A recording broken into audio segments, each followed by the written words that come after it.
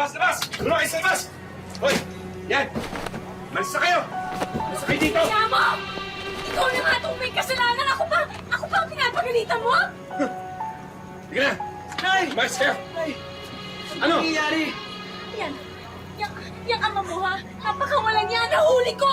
Yan ba? Kami na ng tatay niyo, kaya lumayas na kayo dito! Ay, talaga ng mukha mo! Mana!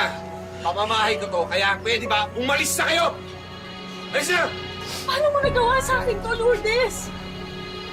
Pinsan kita! Mahina ka kasi, Insan. Wala kang kwenta! Tama na! Sige na! Malis na kayo! Sama-sama kayo doon!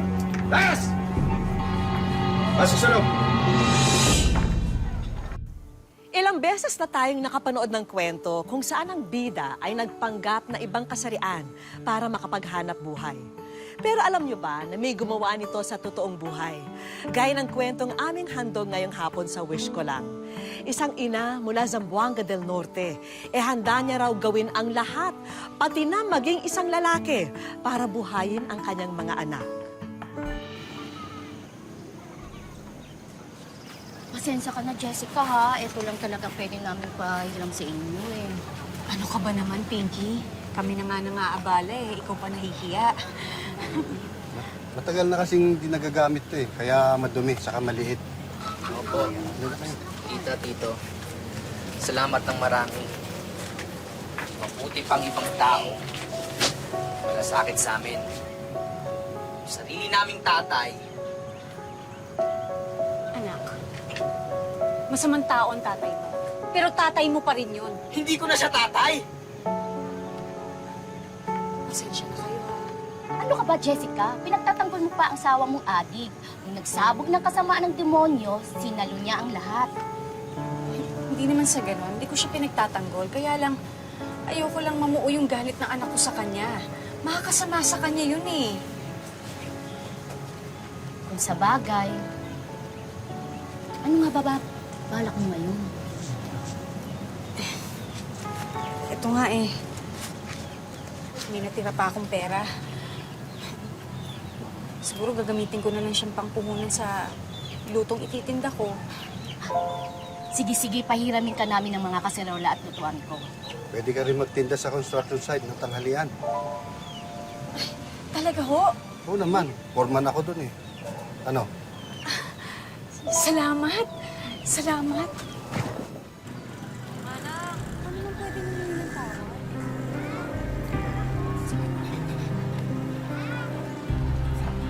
Jessica, sinabi ko na kukupitan mo ko. Anong kinukupitan? Pera ko to! Inipon ko to! Inipon? Bakit kanino ba galing yung inipon mo? Di ba sa akin din? Eh, akin yan. Akin na yan! Akin na! Akin to, akin yung pera. Huwag kang makulit. Jessica!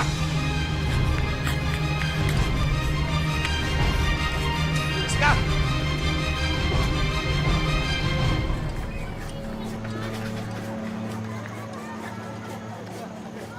Ako, Pinky, salamat talaga sa pagtulong mo sa akin, ha? Okay lang. May kailangan Oh, mahal. kasi ako kunin kay Jerry. Kamatakot, ha? Hindi ka bubuloy ni Galo dito. Dali na lang ha, malapit na ang lunch break. Ay, naku. Okay lang po. Maraming salamat talaga, ha? Malaking tulong tong pagtitinda ko dito. Dayon, dito ka muna, may kukunin lang kami sa loob. Sige, ha.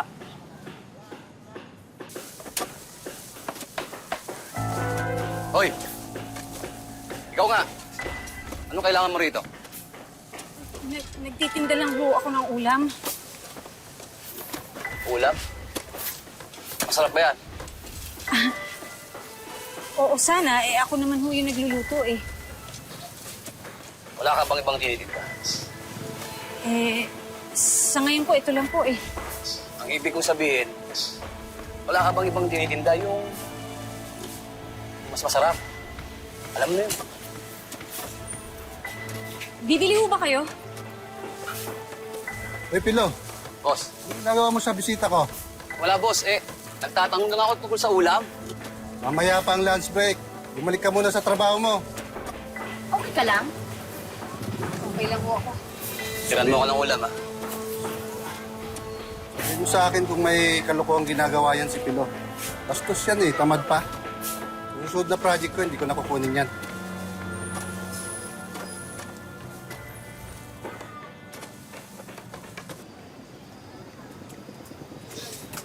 Pasensya na mga anak, ha? Konti na lang ang natira dun sa mga paninda ko. Kung kulang naman yung ulam, pwede naman tayo bumili sa labas kung gusto nyo. Bakit ganyan yung mga mukha nyo, ha? Ano nangyari sa inyo? Ano po kasi, Nay? Bayaran po ng tuition ngayon. Ikaw din ba, Michelle? Nga pala, sabay nga pala yung...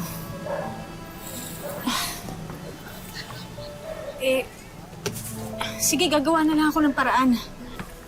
Nay, hindi pwedeng galing sa puhunan nyo. Paano yung pagtitinda nyo? Huwag mo ko isipin. Ako nang bahala. Akong gagawa ng paraan. Malay mo, makabenta naman ako sa ibang lugar. Kasi, Nay, ako na lang muna huminto. May opening nag-fast food dun sa bayan, magtatrabaho ako. Sinabi ko naman sa inyo, ha? Walang hihinto para magtrabaho. Ay nako, mabuti pa kumain na nga kayo. Gutom lang yan. Sige na. Ako nang bahala doon.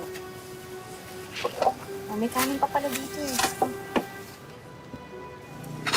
Manang, sige na naman. Kulang kasi yung pera ko eh. Babayaran naman kita, promise. Pasensya ka na, hindi ako magpapautang. Balit lang kasi ito. Sige.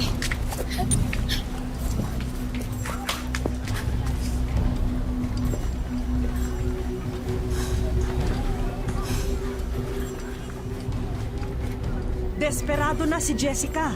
Hindi niya alam kung paano masosolusyonan ang kanyang mga problema.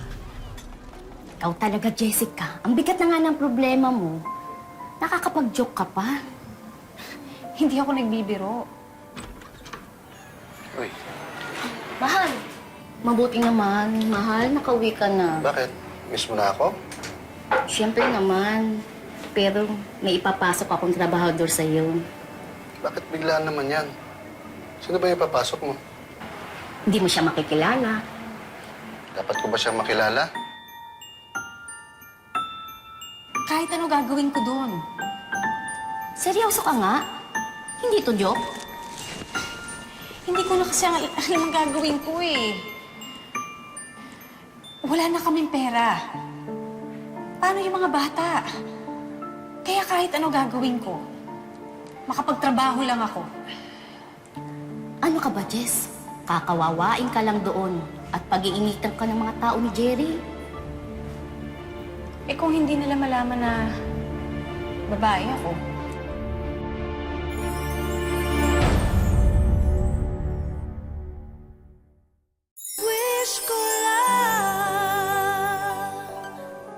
Batid na natin ang nagagawa ng taong desperado. Ang tila imposibleng mga bagay ay pilit na kinakaya, lalo na kung para ito sa mga mahal sa buhay.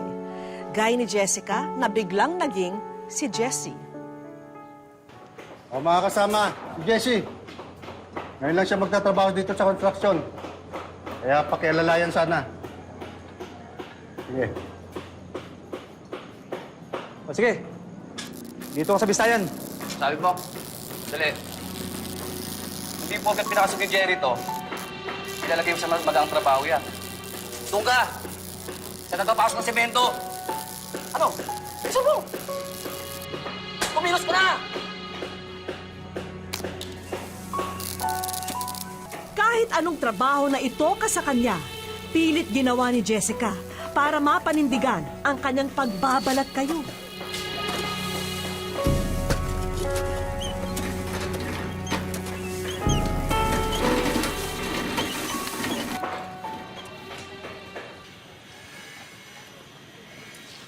Uy, ang maganda yung ulam mo ah. Luto ni Mrs. Mrs. ko, di mo rin magluto eh. Kaya yan, bibili ko sa labas. Ako din, hindi na kasi bumalik yung nagtitinda dito eh. Yung...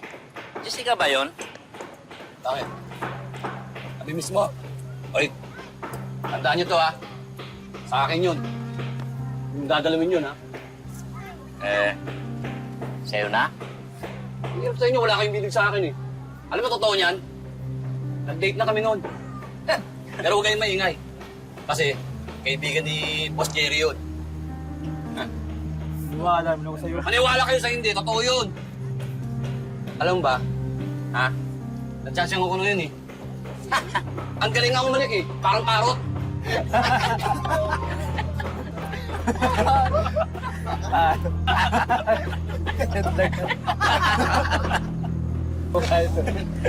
Kuya, saan ba dito yung CR? CR? Naku, pasensya ka na. Hindi pa kasi dumarating yung portalit eh. Eh kung gusto mo, tsaka doon sa may tabi-tabi.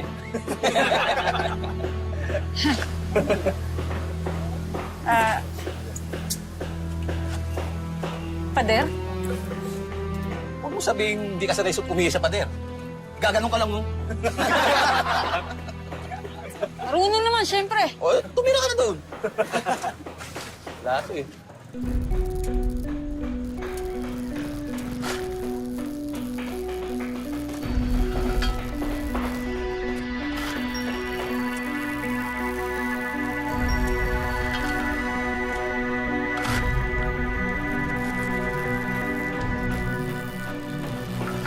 Hoy, Pino!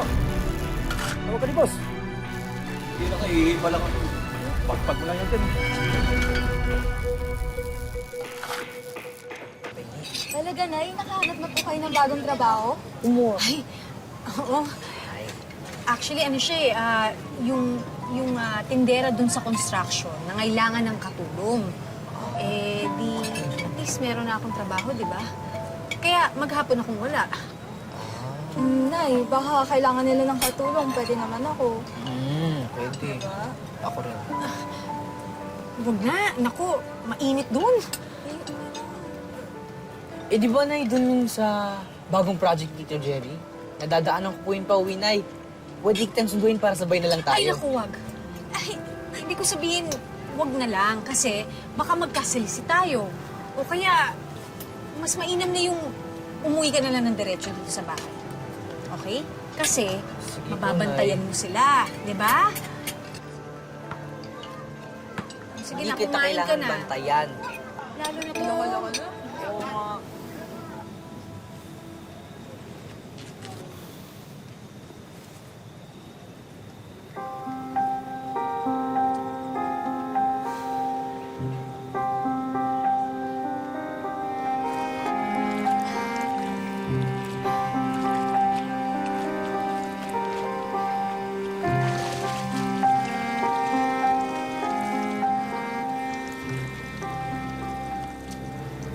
Kuya, nakita ko po si nanay kagabi. Naglalaba po siya ng t-shirt ng lalaki.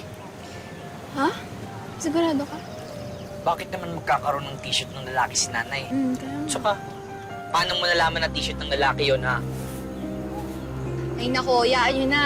Baka nanguwa lang na nabada si nanay sa construction. Isang piraso lang.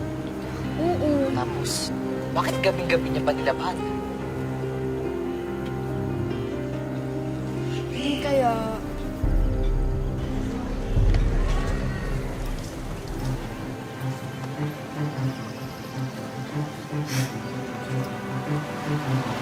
Jessica!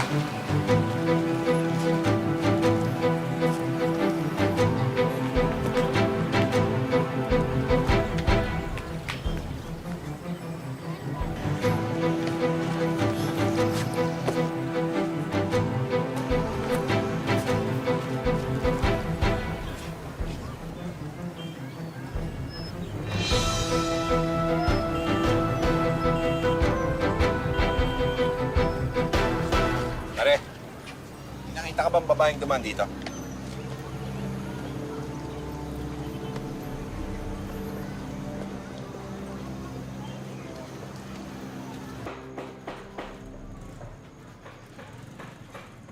Pare, bakit ba lagi mo yung tanong sa akin ni Pulo? Ganyan talaga yun. Lalo sa mga baguhan dito. Lalo ka na. Pinasok ka ni Jerry. Ubus natin, di ba? Ha? Ano naman kanalaman ko dun? Gusto kasi maging foreman yun si Pilo. Kaya may tandugo niya kay Boss Jerry. At sa lahat ng mga pinasok niya dito. Salamat sa warning, pare. Iwasan ko na lang siguro siya. Pumasok lang naman ako dito para trabaho. Hindi naman para makapag-away.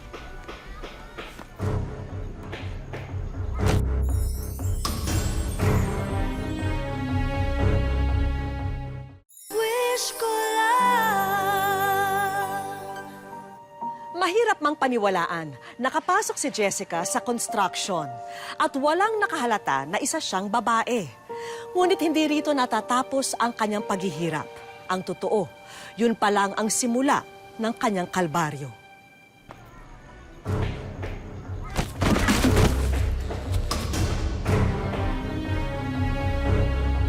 Hoy! Sino ba nasa taas? Papatay niyo ba kami? Okay ka lang ba, kuya? Hindi ka ba nasaktan? JC, saktan ka ba? Okay lang ako.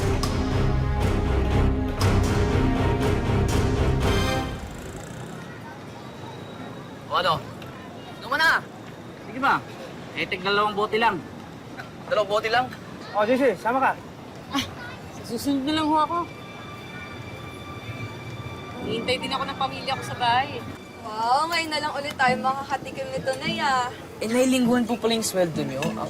Sa gusto ng boss ko na lingguhan ano ba magagawa ko? Nay, wala po ba kayong pasok bukas? Bukas, wala kasing construction bukas kaya wala din akong pasok. Wala kayong lakad. Alam niyo na kapag walang pasok, pahinga, ganyan. Mga ganun.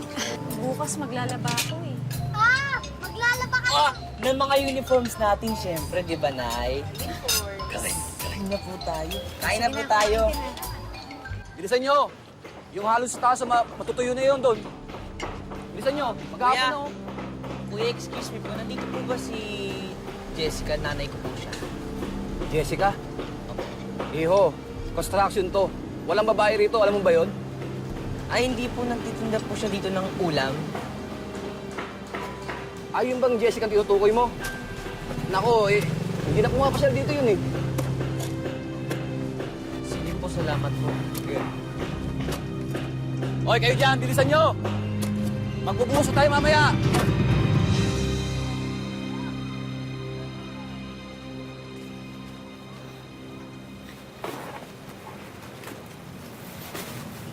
Kumusta naman kayo? Kumusta yung eskwela?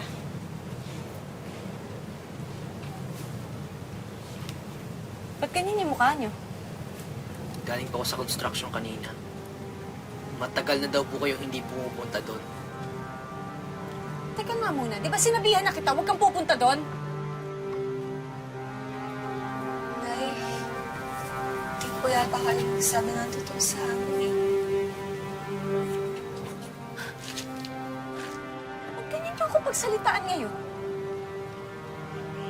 Ha? Nay, tapatin niyo po kami. May boyfriend po ba kayo doon?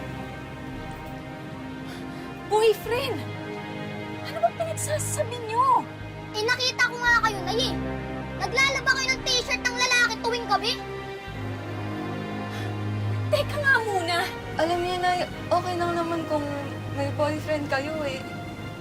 Pero di ba, parang masyado pang maaga.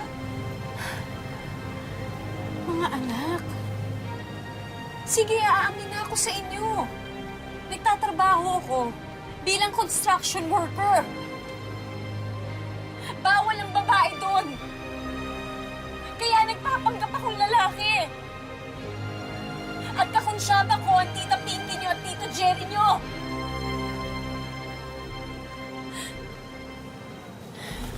Ay! Puro paltos po yung kamay niyo.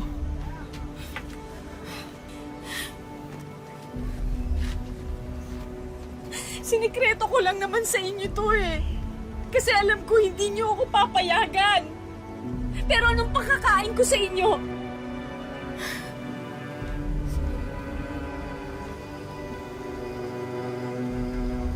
Alam niyo naman na hindi ko kayo pababayaan.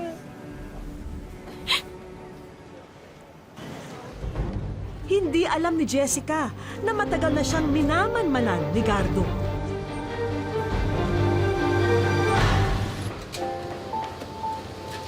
Pero naging Magaan magaan naman ang kanyang pagtatrabaho, lalo pat naamin na niya sa kanyang mga anak ang totoo. At kasundo na rin niya ang ilang katrabaho sa construction.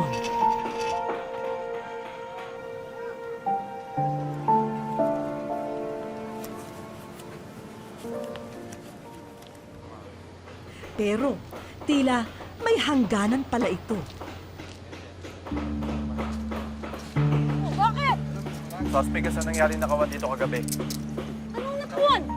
Paano nangyari yun? Paano nangyari? Ako ang nagsabi sa kanila na ikaw ang nagnakaw dito.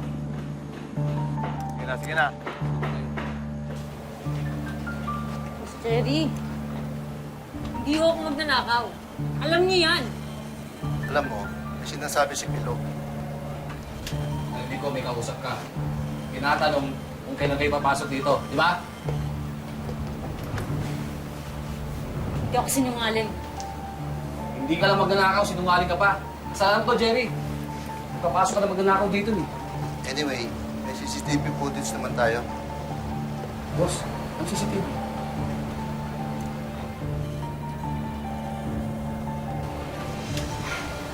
Hindi pwede na isa ako sa mga lalaking nakahubad sa CCTV.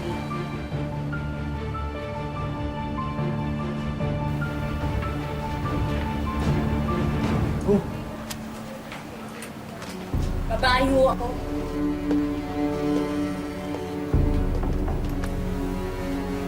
Ikaw yung Milo ah. Kailangan mo sa amin sumama sa presinto. Halika na. Hindi ako yan, sir. Kami hindi ikaw yan. Ayun na ebidensya oh. Boss, hindi ako yan. Sumama ka na. Halika na. Kayo yung magnanakaw yun! Labas! Kayo yung magnanakaw! Labas!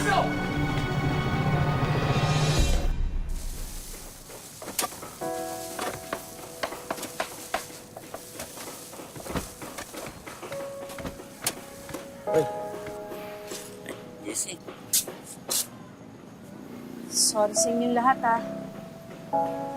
Alam ko, galit kayo sa akin. Kasi nagsinungaling ako. Kaya ako lang naman ginagawa to para sa pamilya ko, eh. Okay ka katrabaho, JC. Bilib ako sa'yo. Salamat. Okay naman pala sa kanila eh. Hindi mo na kailangang umalis. Jerry, sorry, ha.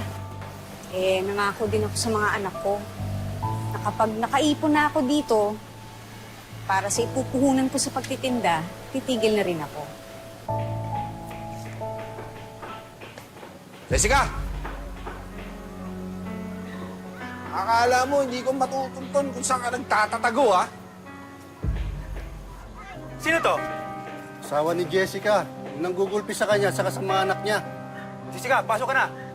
Kami na bahala rito. Sandali, sandali. Wala akong atraso Pasok na, pasok na, sir.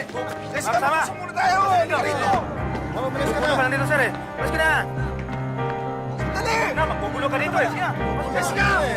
Mag-usap muna tayo. Dali!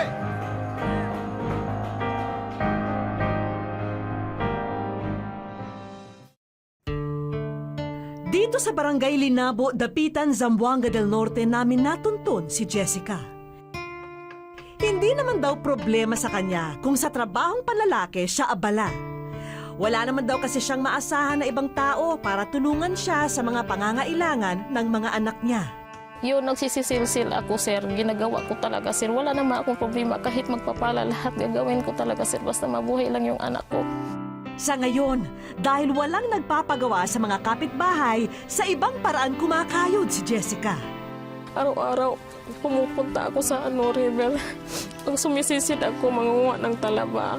Tapos may talaba akong kunti gumawa ako ng kunti ng talaba sarili ko para akong lalaki.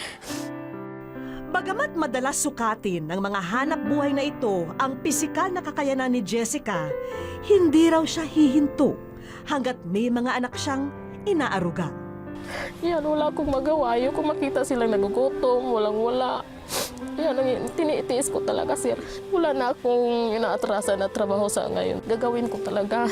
Sana matulungan yung Diyos Panginoon na makaahon din kami kahit kunti.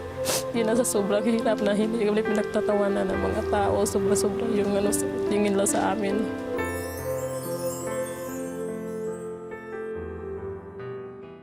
Wish ko lang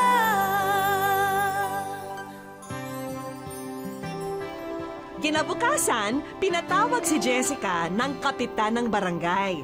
Ipanlilinis daw kasi niya ang isang bahagi ng barangay hall. Kapitan, may hapon, kapitan. Kapon. Oh, may hapon. Dahil yung trabaho ron listas. Sige, kapitan.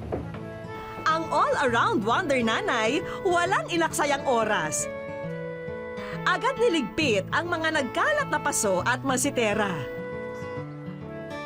Walang kaalam-alam si Jessica sa sorpresang unti-unting bumubungad sa kanya. Kulang. Kulang. Kulang. Ay, wish ko lang. Maraming salamat po, sir. Hindi ko akalain na talaga dumating ang biyaya ko galing sa inyo. Masayang-masaya talaga ako, sir. Hindi ko ma-explain ang sarili kung gaano kasaya ko sa araw na ito. Sobra-sobra talaga. Isa rin daw sa madalas na sideline ni Jessica ang pananahi at pagre-repair ng mga damit ng kapitbahay.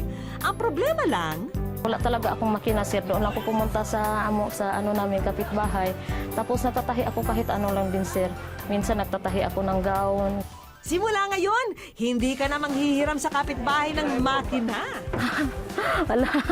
Ala ka, sir. Maraming salamat po, sir. Naku po. Akala ko sir, hindi po ako maka-explain ganun talaga yung binibigay niyo sa akin. Si Jessica na ang may-ari ng bagong sewing machine na ito. Masayang-masaya po, sir. Masayang-masaya talaga. Hindi na ako magpunta doon sa kapitbahay. Masayang-masaya talaga. Wala na akong masabi talaga sa inyo. Maraming salamat po sa GMA po. Salamat din sa Panginoon. Nandito na po ang wish ko. At para naman palawakin pa ang iyong kaalaman sa napiling negosyo, meron tayong mga kaibigan na may dagdag regalo para sa iyo. Kami po ay nakikibahagi sa pagtupad ng iyong pangarap sa pamamagitan ng pagbibigay ng Certificate of Commitment para sa libreng skills assessment sa Hilot Wellness Massage, NC2, at saka Skills Training on Dressmaking, NC2. Congratulations po, Jessica! Maraming salamat po, sir. Sir, pinakapangako ko po sa inyo, gagalingan to po talaga. Gagamitin ko talaga yan. Yan ang pinapangarap ko naman noon eh. Nawala talaga ako ngayon. Yan, natupad na talaga ang pinapangarap ko. Hindi dapat ginagawang batayan ang kasarian upang tanggapin at bigyan ng pagkakataon ang sinuman. Sa kwento ni Jessica, napatunayan niya na sipag, pagsisikap at integridad ang tamang batayan sa pagpili ng isang manggagawa. Salamat po sa inyong patuloy na pagsubaybay sa aming mga kapuso. Hanggang sa muli, ako po si Vicky Morales at ito po ang Wish Ko Lang.